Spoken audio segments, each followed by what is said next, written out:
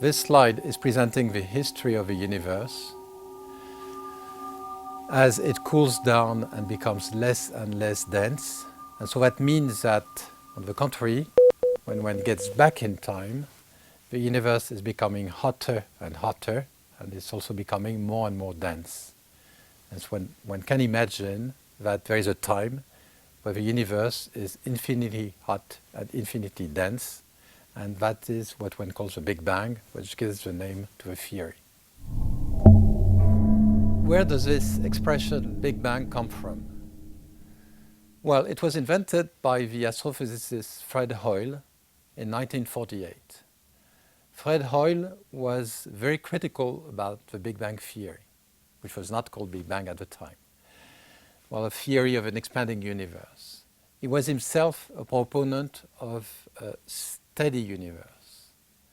And so in a BBC radio show, which was called The Nature of Things, he criticized that theory of an expanding universe by saying it all started in a Big Bang.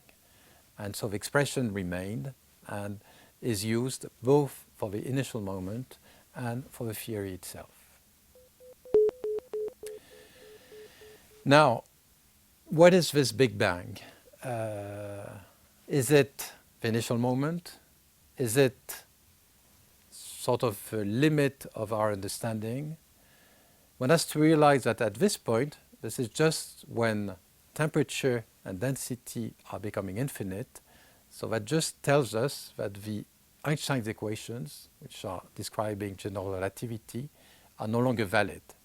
We'll still have to see whether we have to change the theory, and maybe there would be an before Big Bang, or if it is indeed the limit to our knowledge. Since I'm talking about the Big Bang, let me at least be a little more precise about the universe at that time. You certainly have the idea that at the Big Bang, the whole universe was in a very tiny portion of space. Now, on the other hand, we will see next time that the universe is probably today infinite. And so how is it possible that the universe is today infinite and started in a very tiny volume? Well, maybe to your surprise, we think that the universe was infinite at the time of the Big Bang. So in order to help you understand what I mean by that, let me take a very simple example, which is summarized in this simulation here. Let me take an infinite rope and paint every meter on the rope a white mark. And now let me suppose that this rope is expanding, like our universe. So if I run back in time, then I will see the rope contracting. And so that means that two marks will get closer and closer, because the rope is, when I run back in time, the rope is contracting. And so any two marks will become closer and closer as time is running back. And so you see that any portion of space-time, even in infinite space, any portion will get closer and closer. And so this is exactly what is meant by an infinite density. So in other words, the universe might be infinite. It was infinite at the time of the Big Bang, but still that portion of the universe that we observe today would be indeed enclosed in a very tiny volume. Now, the very early universe is very hot. And so that means that there are lots of collisions due to the thermal agitation of molecules, of atoms, and that will destroy all these structures. And so, for example, atoms will be destroyed into nuclei and electrons. Nuclei will be destroyed into protons and neutrons, and even protons and neutrons will be destroyed into quarks. And so the very early universe is filled with elementary particles, is a soup of elementary particles, and thus provides a very nice laboratory for studying these very fundamental constituents of nature. Let me take this opportunity to show you the table of elementary particles. They are all summarized on this slide, where you have a disk. On the upper part of a disk, you have 6 slots, which correspond to the 6 fundamental quarks in red. The lower part corresponds to the 6 leptons. The most famous of them is the electron. There are particles of the same type, so actually 3 particles similar to the electron, and 3 other particles which are called the neutrinos. And at the center of the disk, you have the particles which are responsible for the forces, for the interactions. The gluon is responsible for the strong interaction, the force that binds, for example, the quarks inside the proton, or the proton and the neutron inside the nucleus. You have the photon, which is responsible for the electromagnetic interaction. And you have 2 remaining particles, the W and the Z, which are responsible for the weak force, the weak nuclear force, which is the source of radioactivity.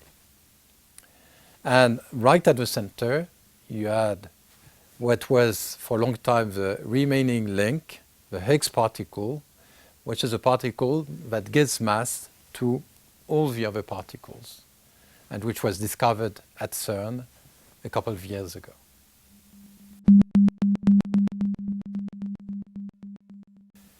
Of course, there is one force which is missing in this description, and that's gravity.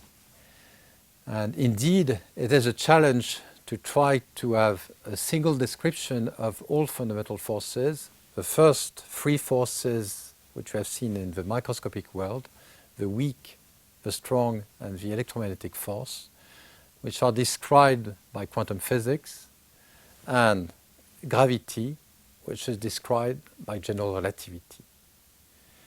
We'll return to that challenge of unifying quantum theory and general relativity.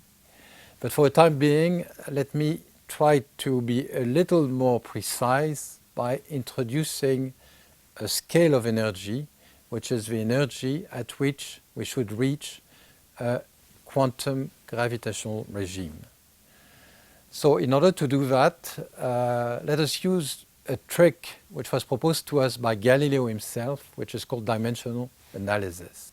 We first identify the constants that should play a role, and then we build out of them a quantity which has the units of an energy. So these constants are the gravitational constant, Newton's constant, which describes gravity, the velocity of light, c, which is characteristic of relativity, and a constant which is characteristic of a quantum world. We'll see next week that this is what is called the Planck constant. Out of them, one can build an energy which is called the Planck energy, and its value is 10 to the 19 GeV. So this is a very high energy, but that means that when the universe is so hot that its average energy is 10 to the 19 GeV, then one has reached the epoch of quantum gravity, and the real theory should be a theory that unified the quantum description to a description of gravity provided by general relativity. To conclude, let me stress that there are 2 complementary points of view to describe the evolution of the universe. In the first one, which is this familiar diagram, you are an observer outside the universe, and you look at the time evolution of the universe on the left-hand side from the Big Bang, and you see that as time evolves, the universe is expanding, the structures are forming, up to the very developed structures that are the brain, the man, the satellite. But there is another point of view, which is the point of view of the observer. This is the second slide, and you see here that the observer is looking at distances away from him or from her, and the further he looks, the more ancient times he is observing. And so these different shells are shells of time which is more and more ancient. And so you see that at very large distances, so the furthest shells would correspond to a Big Bang. And so you see that in this picture, for example, it is much easier to understand why the universe is infinite at the Big Bang, because in a sense, from the observer on Earth, for example, then all directions point towards the Big Bang. To sum up, we have seen that the Big Bang theory describes the universe as initially very hot and very dense, and cooling down and becoming less and less dense. There is a time where the universe seemed to be infinitely hot and dense. This is what is known as the Big Bang. Is it the origin of time? Is it a frontier of our knowledge? Or is it just an artifact of a present theory? That remains to be seen. The primordial universe is a laboratory for studying elementary particles. And we have seen that there are two complementary points of view to describe the evolution of the universe. One which is from an outsider standpoint, the other one from an observer who is observing the universe from within.